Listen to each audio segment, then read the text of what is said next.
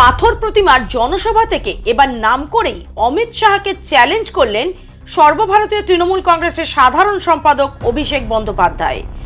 আর আপনি যদি চান অভিষেক বন্দ্যোপাধ্যায় রাজনীতি ছেড়ে দিন, আপনাকে তিনটে অপশন আমি দিচ্ছি, তিনটে সুযোগ দিচ্ছি।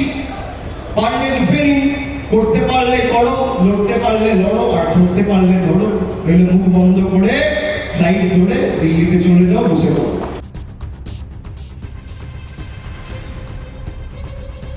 মঙ্গলবার পাথর প্রতিমার কলেজ মাঠে মথুরাপুর লোকসভা কেন্দ্রের তৃণমূল প্রার্থী বাপি হালদারের সমর্থনে একটি জনসভা করেন সর্বভারতীয় তৃণমূল কংগ্রেসের সাধারণ সম্পাদক অভিষেক বন্দ্যোপাধ্যায়। আর এদিনের এই প্রকাশ্য জনসভা থেকেই নাম করে সরাসরি অমিত শাহকে চ্যালেঞ্জ করলেন অভিষেক বন্দ্যোপাধ্যায়।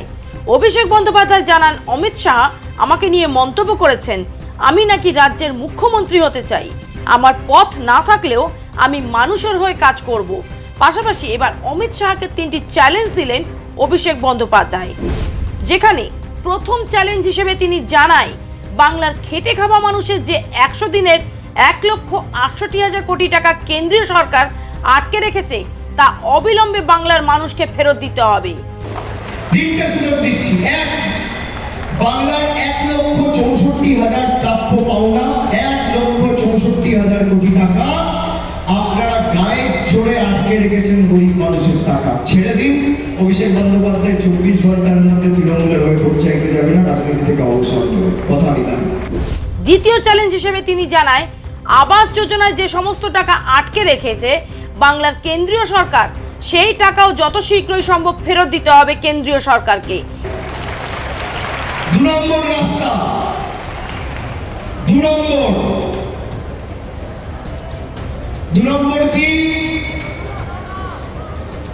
গরিব মানুষের ছাদের যে টাকা আপনারা আটকে রেখেছেন, গরিব মানুষের বাড়ির টাকা যেটা আপনারা আটকে রেখেছেন, 1 মাসের মধ্যে সে টাকা ছেড়ে দিন। আমি রাজনীতি করবো না, ছেড়ে দেবো। আমরা রাজনীতি করি মানুষের উন্নয়নের জন্য, আমরা নিজেদের স্বার্থে রাজনীতি করি না। আপনারা রাজনীতির মধ্যে রাজে বিশ্বাসী, আমরা রাজনীতির মধ্যে নীতিতে বিশ্বাসী। আপনারা ইডি রাজ, গরিব খেদাও রাজ, শ্রমিক শোষণ করো রাজ, এজেন্সি রাজ, গরিব মানুষকে লাঞ্ছিত করার রাজ, শ্রমিককে বঞ্চিত করার রাজে বিশ্বাস করে। আর আমাদের সরকার গরিব মানুষের হাতে অর্থ তুলে দিয়ে, মানুষকে বিনামূল্যে রেশন দিয়ে, লক্ষ্মীর ভান্ডার দিয়ে, কন্যাশ্রী দিয়ে, রূপশ্রী দিয়ে উন্নয়নের নীতিকে নতুনভাবে মানুষের কাছে পৌঁছে দিয়ে নীতিতে বিশ্বাস করে, আদর্শে বিশ্বাস করে। আমরা রাজে বিশ্বাস করি না।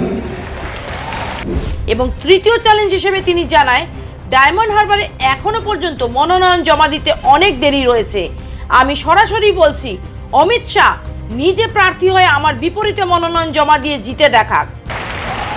আর তৃতীয় অপশন, 3 নম্বর রাস্তা, ডায়মন্ড হারবারে এখনো মনোনয়ন দেওয়ার সময় হয়নি, আপনি নিজে এসে আমার বিরুদ্ধে লড়াই করে আমাকে হারান, আমি রাজনীতি ছেড়ে দেব।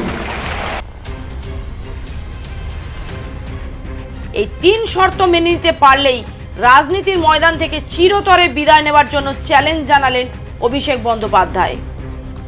Bureau report, Bengal press TV.